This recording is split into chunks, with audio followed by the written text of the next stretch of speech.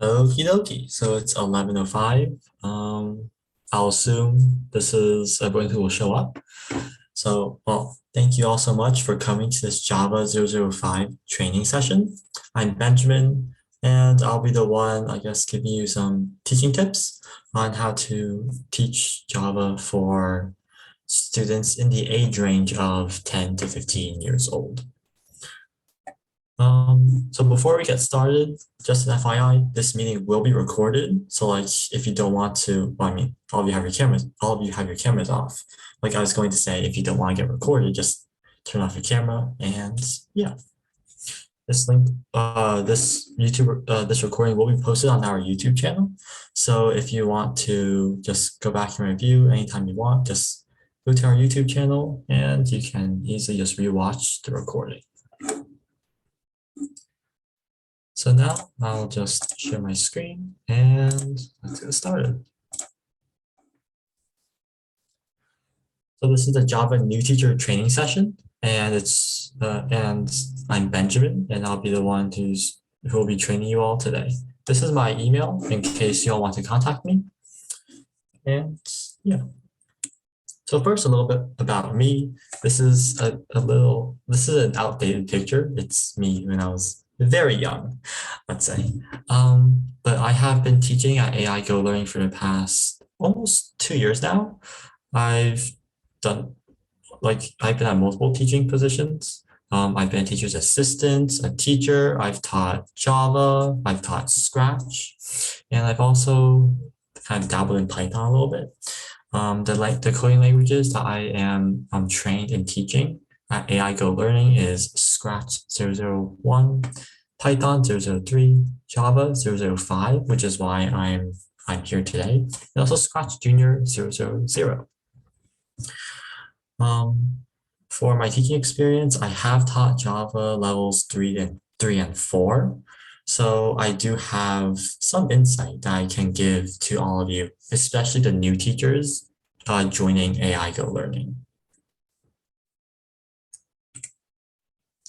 So first, I'll introduce you all to the Start Here page on ThinkLand. ThinkLand is our online teaching platform at AI Go Learning. So I'll just quickly open up a new tab and search up school.thinkland.ai. Click enter. I'm already signed in because, well, I signed in earlier this morning. It just saved my login information. But normally you have to click sign in, put in your username and password, and then it'll bring you to this page, which is our ThinkLand homepage. You can see all the classes that you're enrolled in this ThinkLand page. For me, these 3 classes, and also just other training ThinkLand classrooms. So for Start Here, I'll click on Start Here, and it will bring you to this page. So welcome. We're thrilled to see you here. Yes, we are. We're very glad that you're interested in teaching at AI Go Learning. So, sorry. I will not be going through this like in super detail. I'll just highlight some key points. So first of all, we use Discord as our main form of communication. So please check Discord often because that's where we and the other administrators will be messaging you. For example, if say, I don't know, a student, if we need to change a class, we'll contact you through Discord. Or if say we assign you as a teacher for a class, we'll contact you through Discord as well. And you can also contact us through Discord. Say, for example, you're having a Zoom issue or something, you can just message on the administrators and we will respond to you as soon as possible through Discord. Point being, just check Discord very often.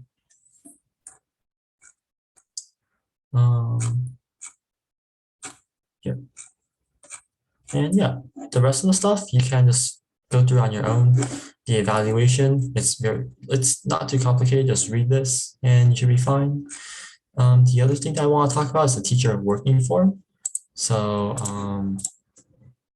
here you go. It's a Google form, but it's mostly just like administrative work that you need to do before you can get paid as a teacher at AI Go Learning. And yeah, it's just like, your W-2, etc. Oh yeah, and of course, if you don't want to get paid at AI Go Learning, that is perfectly fine. You can also teach, you can get trained, then teach for volunteer hours. That is also another option that you can pursue at AI Go Learning. So the Start Here page is kind of like, I don't know, the backbone in a sense of the whole teacher training process. So I highly recommend for you to check out this page. Okay, so other than the Start Here page, that's one resource that you have access to as a teacher at AI Go Learning. You also have access to our curriculum and syllabus. So you know what, I'll just open up both of them. And no, go back. Curriculum and syllabus. I'll be focusing on the Java sections of our curriculum and syllabus. So Control F, Java. There you go. 005, Intro to Java and Advanced Java. So this is basically an outline of our levels in Java and like what you teach in each level. These all correspond to parts in our ThinkLand, our Java ThinkLand, which I'll quickly pull up right now. School.thinkland.ai. Java. So as you can see, compared to curriculum, level 1 starts with how your computer works. So in ThinkLand, Unit 1, how a computer works. So like basically everything, our curriculum, also our syllabus, which is just another version of our curriculum, and ThinkLand are all formatted in the same way. So just multiple places that you can find information of like what to teach. So for example, if you are assigned, as I was, to a level 3 class, like where do you start? You don't have to scroll through the entire, you don't have to like try and find stuff in ThinkLand. Just go to the curriculum. Level 3 starts with binary, hexadecimal, and ASCII. So great, scroll down to, where is that?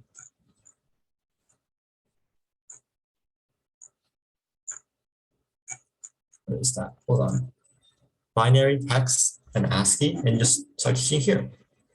And yeah, and all of our teaching resources are on our ThinkLand page. For example, a PowerPoint presentation, or other forms, or like just coding projects. Everything is on ThinkLand.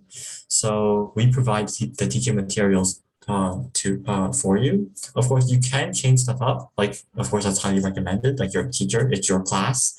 We highly recommend for you to take control of your class. Like, I don't know, just like things are there on ThinkLand in case you need to fall back on it or just take advantage of the resources that you have. And kind of talk through this, the Java 005 on ThinkLand, just full of resources that you can take advantage of. And now on to teaching tips.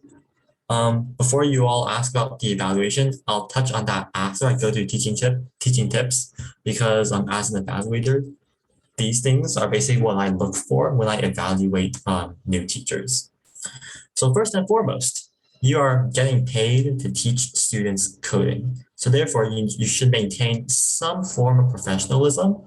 So as in like, don't let the students like talk about, say, Minecraft for the entirety of class. Like, try and take control of your class and like teach the content basically. Of course, like you can have fun in your class. Like make sure that you at least get what you need to get done, because the students are here to learn coding, and as a teacher, it is your job to make sure that the learning happens. I also highly recommend, by highly recommend, I mean you probably should do it, prepare before each class. So let's see. On the ThinkLand for Unit 1, binary, hex, and ASCII, for example, there's a presentation, and then there's like other stuff that you should probably at least look over so you know what to expect when you teach the class. And I also highly recommend for you to like, maybe you plan on doing only this for class 1, for example. But I also recommend for you to prepare this. Even though you might not get to this on class 1, like it's better for you to over prepare so that you have something else to do in case you maybe finish this earlier than expected. You can just move on to unit 2 and not just like finish this and be like, oh, haha. So I may or may not have not prepared anything else and just sit there awkwardly for the next 30 minutes. Like we don't want that. And it kind of falls under professionalism as well. Like, you gotta prepare in advance just so you always have stuff to do in your class. And like honestly, if say you prepare this a week in advance, doesn't matter. Like you're gonna teach it next class anyways. So yeah.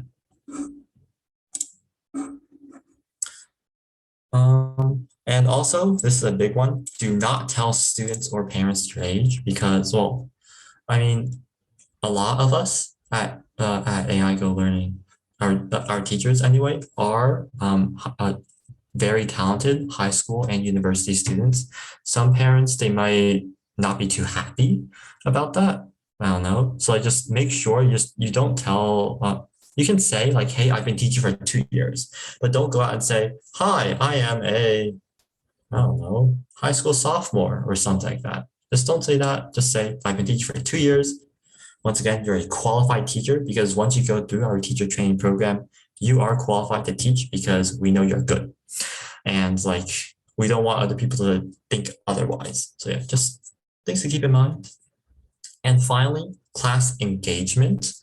As I said, the students are there to, well, yes, to learn, but also we want to make the class fun, right? That's why our curriculums are mostly project-based. Like for Java, there are some lectures, like PowerPoint presentations, but they almost always come with like a coding project because like, you teach, then you apply, and the application like of actually coding the projects is where all the fun is, right? Like as computer programmers ourselves, we know like programming stuff is fun compared to like watching a YouTube video is like boring, you want to fall asleep. So basically just make sure your students are engaged. For Java, the students will be approximately ages 5 to 10. So some of the students are very shy. Like they don't have the energy of like say Scratch students, ages like around ages like 6, 7, or 8. So you might have to like encourage the students a little more to participate in class. For example, maybe call their name. For example, hey, Benjamin, how do you think we should write this loop or something? Or it's like maybe make some jokes or just like, I don't know, just make class engaging. Kind of like draw the students into your class. So and like, it increases their focus, their concentration, and it helps them learn Java. And another thing, make sure you have the students turn on their cameras during class. That's one big thing. Like during Zoom school for me, like very few people turn on their cameras, and it's like class gets very lonely. So like just try to get as many students as possible to turn on their cameras so that we can like more interactions, makes class much more fun, much more engaging, and therefore makes it worth so much more for the students. So while teaching, this I put first because this is a big one. In my opinion, you better actually code in class while you teach, or else. By that I mean like for a project. For example, I don't know, the palindrome project. That's your evaluation. So I'm assuming you all know but you all have some experience regarding the palindrome project. But like you better actually code the palindrome project. You can be like, so for example, how do you want to get user input? Kind of have a small discussion in class, and the students would be like, oh, we should use that. No, it should be that, or something like that. Kind of get as many students involved as possible. And then after you can be like, yeah, we should use the scanner. So like, and just type out how you want to import scanner and get the user input, store it as a variable, etc., etc. Actually type out the code. Don't just click on the answer key and be like, this is how you get the user input. You do this and just talk through the answer sheet. Like, don't do that. Like, I mean, you can do it at the end after coding a project, like when actually going through the process of coding. Don't just pull up the answer key because it doesn't help the students. The students want to know the thought process that goes into coding. The students want to see you actually code so they can follow you while you are coding. Because a lot of the students, what they do is like they watch you code as a teacher. They're like, okay, so they see you typing out the lines, like, import java.util.scanner, and they go onto their own project and they type import java.util.scanner. And on the side, maybe they put a comment saying, this is how you import the scanner class so you can get user input or something like that. It's like just step by step, you have to show them the step-by-step of coding and also the logic that goes into coding. Because if you just pull the answer key, what will the students learn? Copy and pasting. If you type the code, you'll teach the students how to think like a computer programmer. You'll teach the students actually how to program, because ultimately what we want to do is tell the students, hey, I don't know, I want you to create a palindrome, and you want them to think, how should I do this? And let them walk through step by step. That's like, towards the end of a level of our Java curriculum. Like, that's like the development from like, holding their hand, walking them through coding a project to just, making them independent programmers, basically. Okay. Long ramble, but point being, just physically code in the class, type the code, basically, and talk through your logic, your thought process, so students, they can follow you. Of course, this is for like like the first few classes. Like maybe the students, they catch on very quickly, and you feel like, the students, they can work on their own. What you can do instead is like, pull up the prompt. Be like, hey, we're making a palindrome today. And you give the students like, 5-10 minutes, write out the pseudocode, then actually maybe physically start coding. Then after 5-10 minutes, you can check in with the students. Be like, hey, so what do you like? How are you going to approach this? And you can just like talk through your thought process with the students, so the students can be like, yay, I'm on the right track, or, oh, that's how you approach this problem. And it's like, just, as a teacher, you're supposed to guide the students through the project. Maybe the students will make mistakes. So what? That's how you learn, by making mistakes. So like, don't be afraid to like just have the students, I guess, just go through the natural learning process.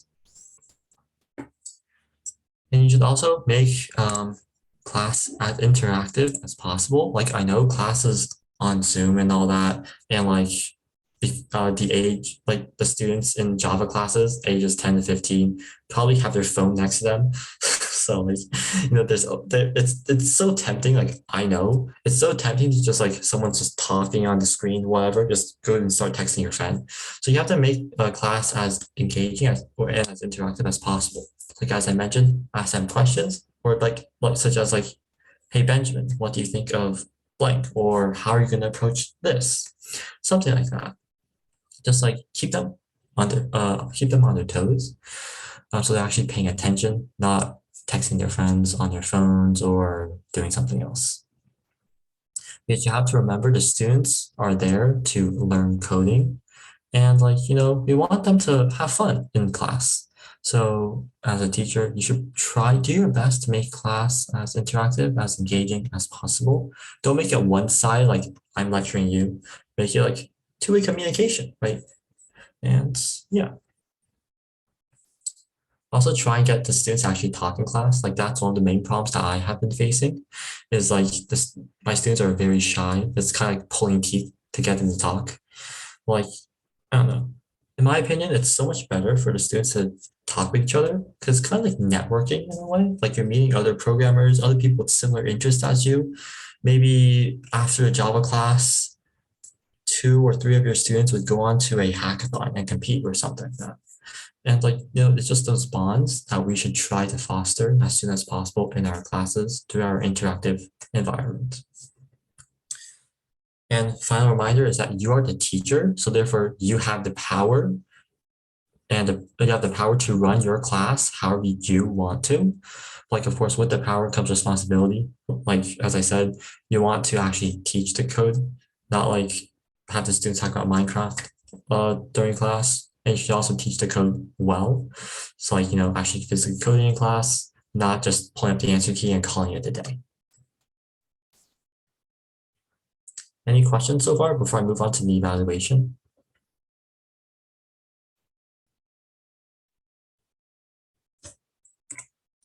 Okay, so the evaluation.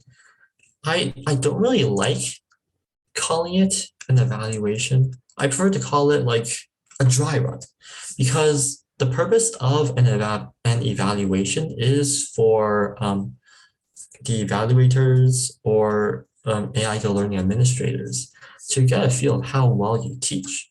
So basically just pretend your evaluation is an actual class. Like, I know right now it's just our evaluations are just a Zoom recording, but like just pretend there are students in there. Like, talk, honestly.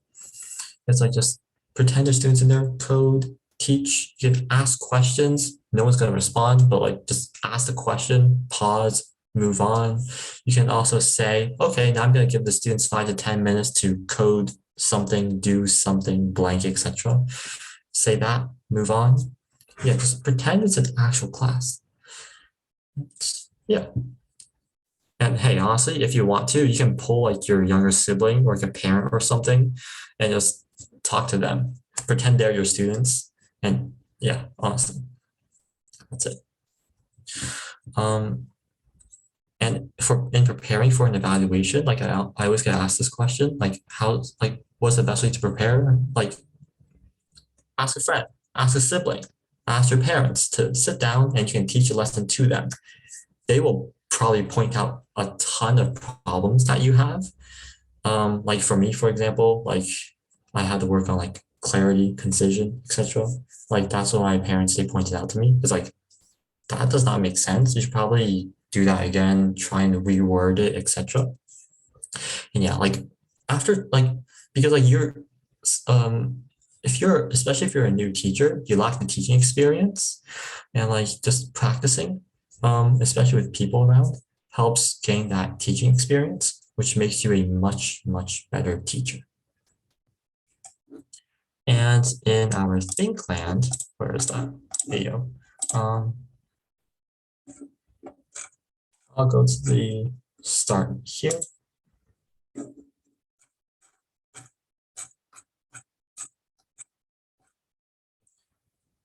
So yeah, at least 15 minutes for your evaluation. Like, oh yeah, for Java, your evaluation will be on,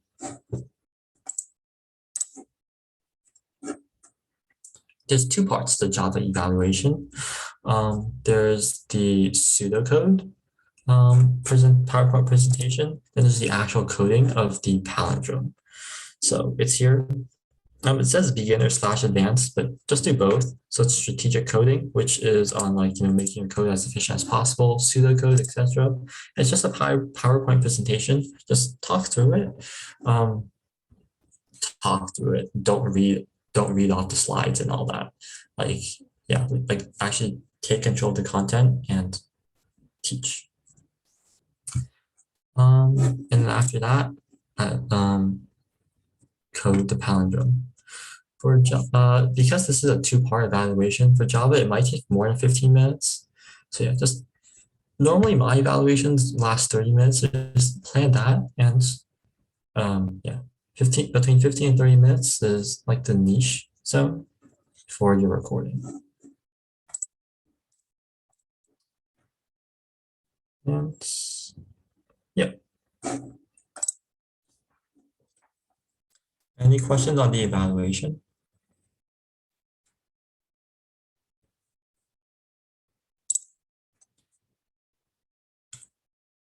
Okay, and finally, I'll end with teaching opportunities.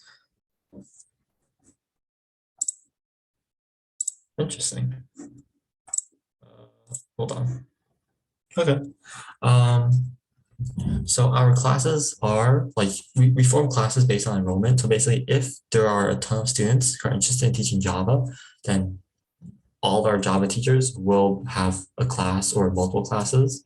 Like if there aren't as many students interested in learning Java, then we tend to give, then some Java teachers will not be able to teach Java. So because of that, I would highly recommend for it to be trained and evaluated in many different coding languages. Our most popular classes in the past 2 years have been Scratch 001 and Scratch plus AI002. So if possible, I would highly recommend for you to learn one or both of those coding languages so you can teach those classes. And also, we do, like, a lot of us are here to take advantage of the paid teaching opportunities, but they're also you can also teach your volunteer hours. That's also another option. And most of these classes are through STEM for All, which is our initiative at AI Go Learning to provide our classes to underprivileged students for free, and hence why you earn volunteer hours, because the students aren't paying. So then therefore we don't have any money to pay the teachers, if that makes sense, because we are a nonprofit. Like basically, what the students pay is basically what you get paid, basically. And since the students are not getting paid for STEM for All classes, you earn volunteer hours.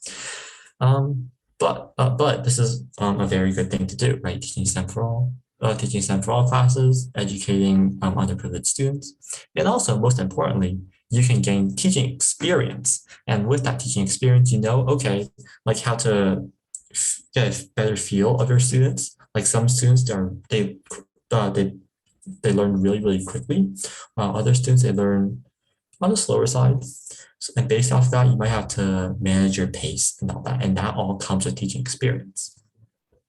And also with teaching experience, it'll be more likely for you to get a class, especially when demand is low, because teaching experience kind of honestly, teaching experience correlates to better teaching, which means better teacher. And of course, we all like better teachers because that increases our student retention rate. So yeah, just things to keep in mind. Like honestly, as a new teacher, just what I did, I just accepted any position that I got, which turned out to be a teacher's assistant. But here I am. So yeah, just main thing is get experience. And yeah. And regarding pacing, that's the one thing that I forgot to put into this slide. Is teaching experience gives you teaching experience tells you how you want to pace your class, how fast or slow you want to pace. So if you take a look at our syllabus, it gives times. Like for example, level 1 takes around 14 hours, level 2 takes around 18 hours, etc., etc. First of all, these are all estimated times. If you end up teaching level 1 in 16 hours, sure, as long as the students learn the content, we're perfectly fine with that. If you teach level 1 in 7 hours, I don't know, 7 hours, and the students learn all the content, they master the content, and they demonstrate the mastery, we're fine with that too. These are all guidelines in a way that you don't really have to follow because you're the teacher, it's your class. As long as you teach the content, we're fine. So yeah.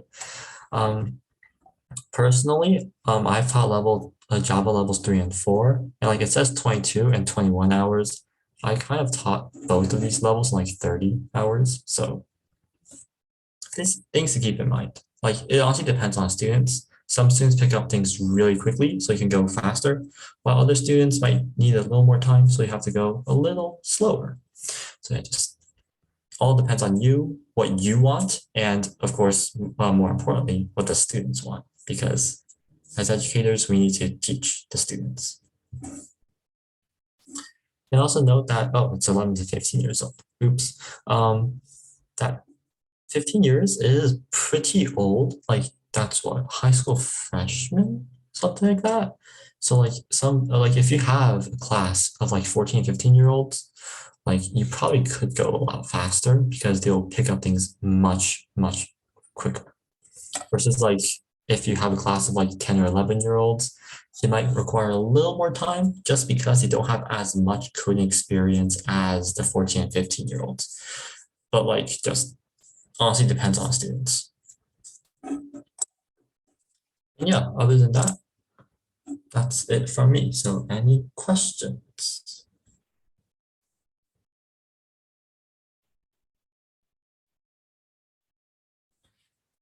Questions on anything I said, maybe like specifics about how you envision teaching your class, anything like that.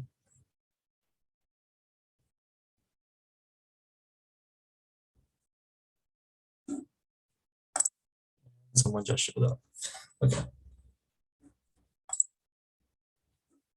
Do we put grades for students? Very, very good question. I never even thought about that. Maybe because I don't really give grades. Like I just say great job to all my students. Because like I don't want to like add too much stress to my classes, especially since like high school life is kind of rough. So like I don't want to add too much extra stress. Like yeah, sure, you can get grades, honestly, whatever you want. I choose not to. Like you can give grades. I know people. I know lots of people who actually give grades. So honestly, it's just up to you. And also homework too. I didn't put that in there, but homework is also up to you, the teacher. Um, for me, I barely give any homework just because I'm like, you know what? If you spend time in class productively, I won't give any homework. And students are like, oh yeah, I like that idea. So they spend time in class productively. So yeah. Of course, like if you ever start to like fall behind or something like that, then yeah, by all means give homework because like that way you can like stay on top of like everything because you need to finish like the bare minimum content in a level by the end of the session. So yeah, just up to teacher's discretion, honestly.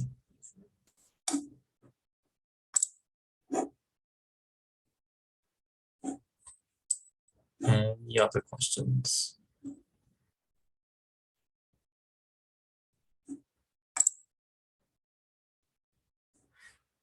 You can't save a copy of the slides.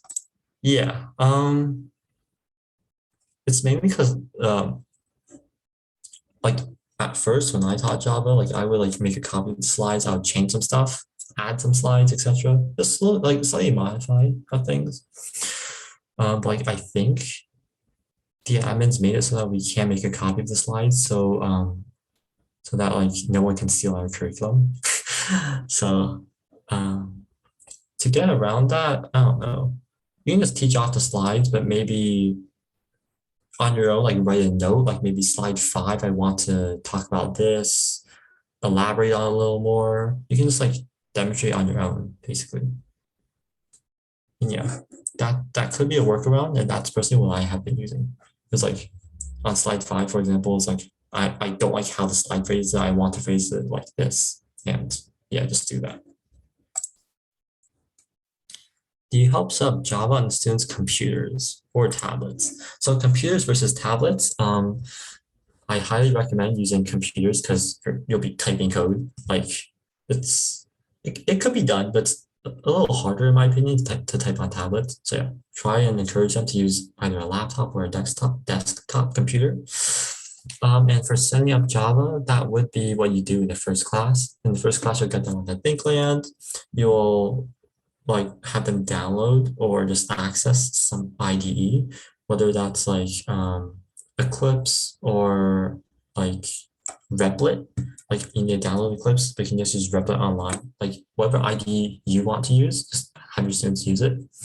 For me, some of my students already had like IDEs installed on computers. I said use that, whatever. So yeah, what ended up happening though was like all my students had different IE, like they were using different IDEs. It got a little confusing, but the code worked and the class ended up fine. So yeah.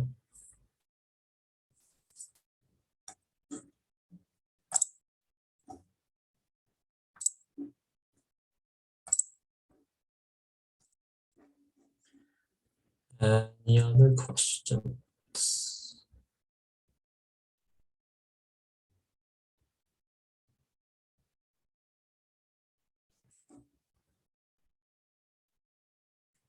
By the way, do you want me to you know what, I'll do this. I'll throw the curriculum, the syllabus into the chat, so in that way you all have access to that.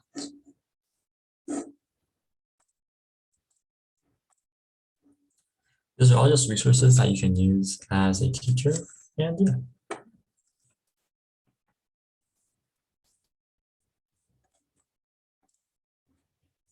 Does a teacher teach all levels? Good question. So for me, I was actually assigned to teach Java level 3, but I finished level 3 before the session ended. Like the students paid for me at least. It was 16 weeks of classes, 1.5 hours each class. So I finished level 3, and I'm not gonna have the students sit around for the remaining however many weeks we had. So I started level 4. Point being, you're when you receive a class, it basically says you are teaching Java level blank, and you just start wherever it says. Like Java level 1, start how the computer works. Java level 2, start with decision structures and booleans. Like if you finish the level, by all means, move on to the next one. You always want to have stuff to do in class, and why not just plow through the curriculum? Awesome. And yeah, you will have to be prepared to teach all levels if that's that's also part of the question. Yeah, you could be assigned to level 1 class, a level 4 class.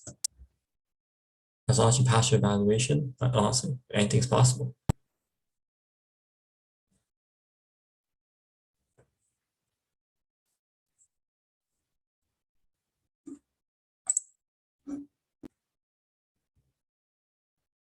How would I recommend pacing one level over an 8-day class? Good question. What I did when I first started teaching level 3 was I'm like, okay, level 3 is this stuff. So I went into Thinkland and I was like, okay, so what do I need to teach? That, that, that. I think that was it, right? No, OOP and project. So that, that, that, that, and that. So what you can see is object-oriented programming is very big, has lots of stuff to teach. So I was like, okay, great, I need to spend much more time on this than I would on, say, hex and ASCII and all that stuff.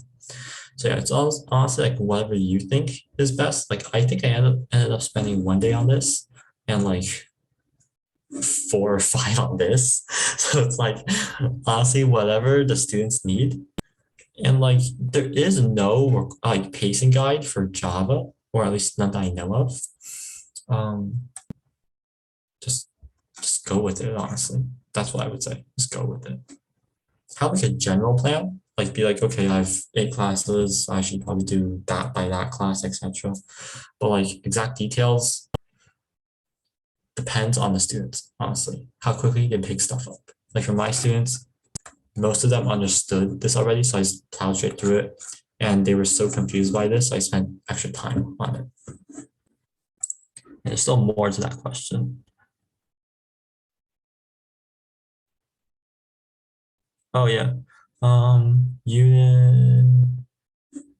Yeah, and of course, not all units are weighted equally. So yeah, 3 and 4 are a bit more chunky than say this one, for example. Would you recommend working on a project at the end of class or all in one class? For me, I like to start something at the beginning of class and end it at the end of class, or maybe do half of it one class, the other half the other class. Yeah, mainly just make sure the students keep their focus. If they're focused on one thing, might as well finish it. But if you find that a class is ending and you aren't done with the project, just push it to the next class or make it homework. be like, hey, I want you to finish this project, and we'll share at the beginning of next class.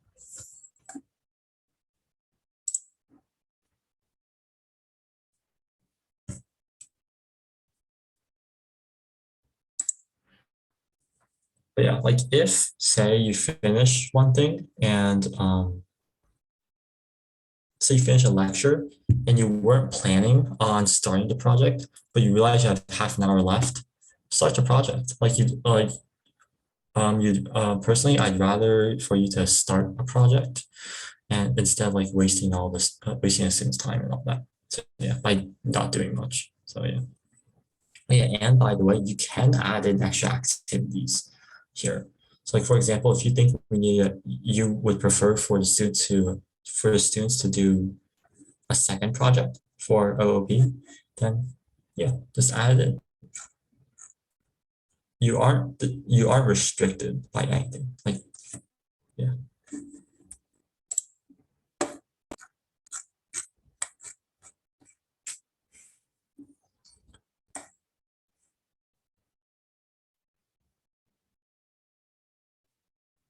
Anything else? But by the way, for those who came late, the recording of this meeting will be on our YouTube channel. So I just check it out when it's posted.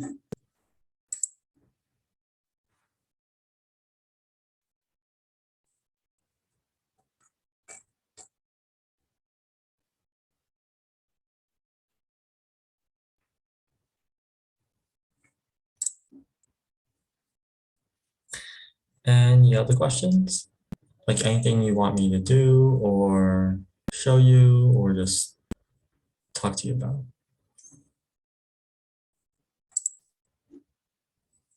In a school year, if you finish teaching a class, can you start another class?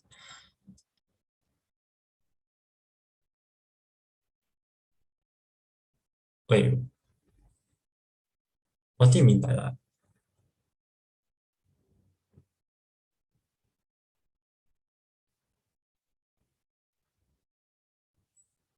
If you can teach more than one class a year?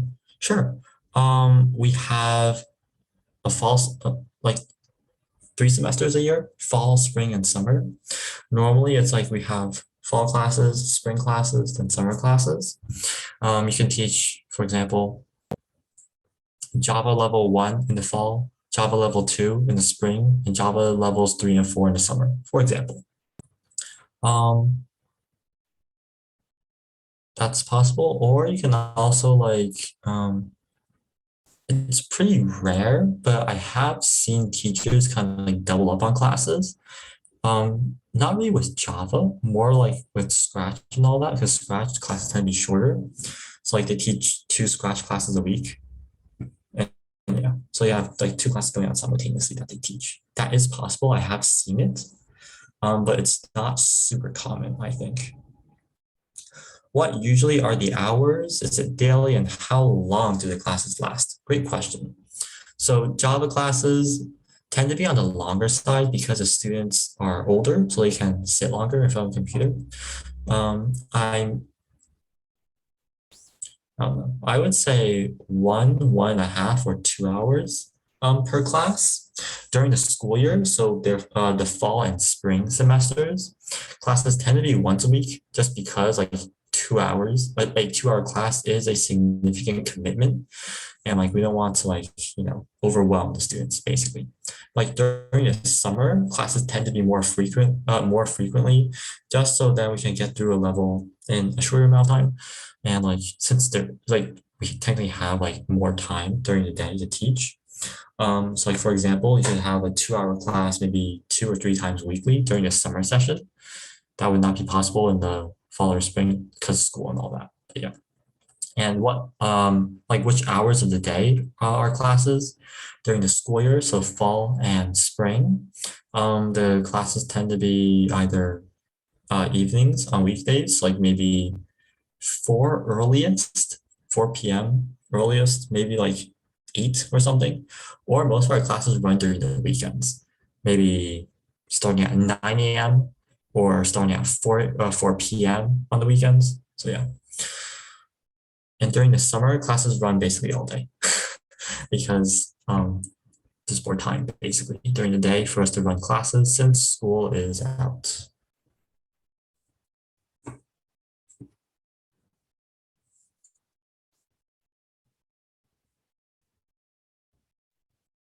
So of course, like more hours you teach a week, that means the more you get paid or the more volunteer hours you earn.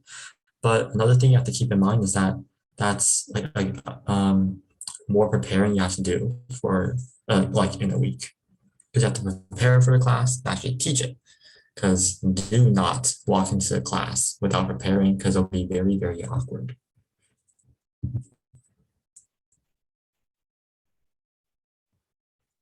And yet, like you can, well, what will happen for classes is that like an administrator will contact you, be like, hey, we have a Java class Mondays at 6 p.m. that will last 1.5 hours per class. Do you want to teach it? You can say yes or no.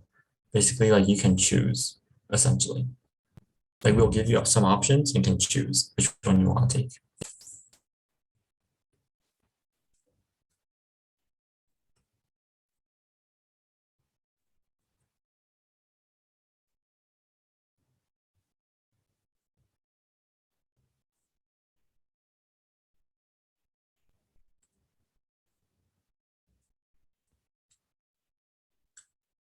Okay, so like there's a question under comments on some slides.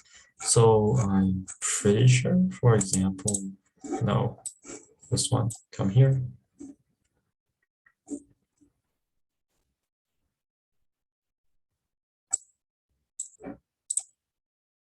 There's 10 comments down here. I'll try and find a slide and I'll show you.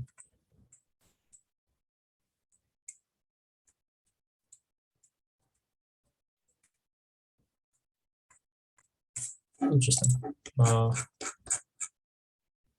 know what? So pretend that there are comments here. There's a question asking if that would seem unprofessional. I don't know, honestly. That's up to you.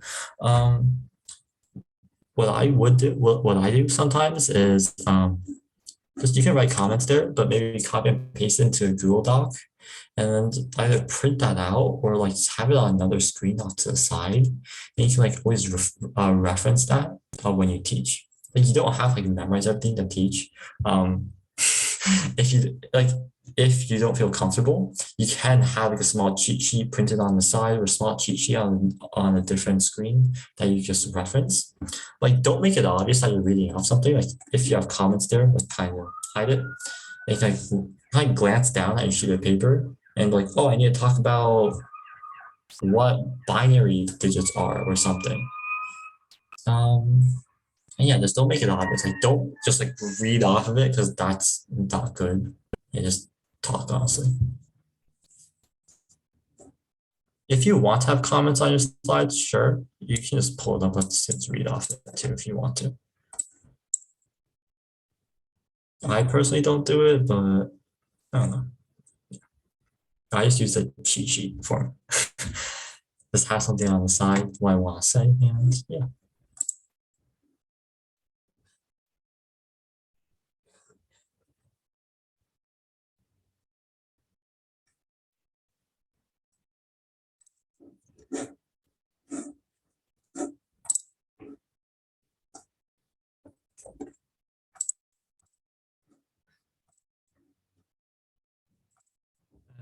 Other questions?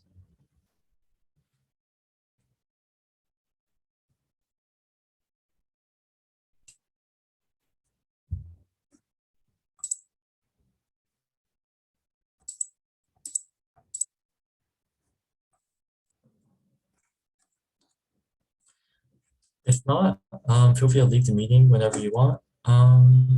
Because it's supposed to end at 12. It's almost 12. So you can hang around, ask me more questions. But if you don't have any more, thank you so much for coming. And I hope to see you all teaching soon.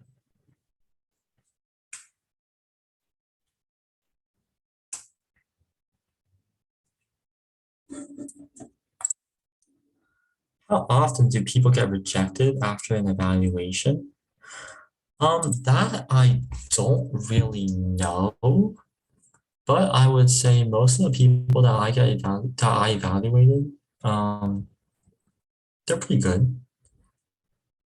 It's like some of them to get worried that they don't hear back from us immediately. Like it's because we don't have a class open for them to teach. That's why I'm saying like as long as you do like as long as you just I trust that you're a good teacher basically. And like as long as you just do well, like as long as you teach, you're fine. Like you'll do well. If you do like quote unquote fail, like you don't really formally fail people. We just if you don't do super well in your evaluation, we'll just assign you as like a TA or something to gain teaching experience. And you'll be like, oh, so that's how you do things. And then most people like after that, like being a TA for one semester, they become a really, really good teacher.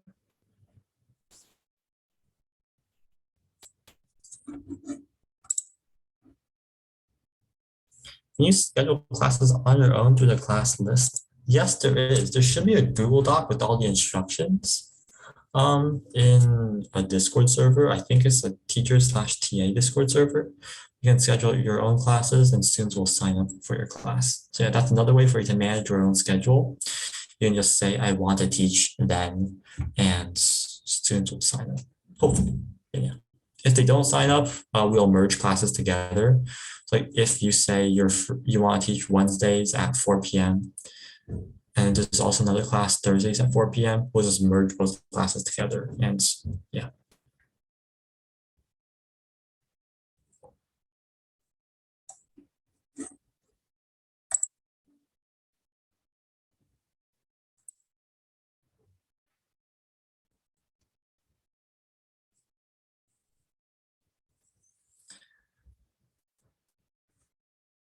Okay. Any more questions?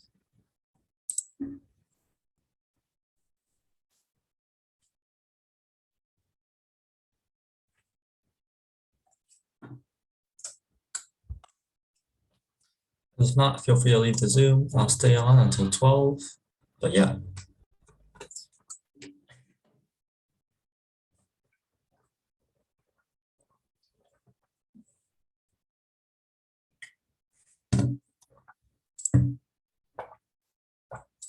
Yep, no problem. Sneha, any questions?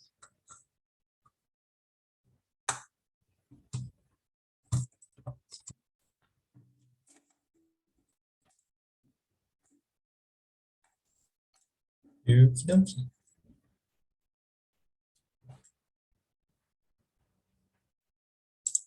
Oh, and for those viewing on YouTube, that will be the end of the recording. Thank you all so much for listening. Hope I see you all as Java teachers soon.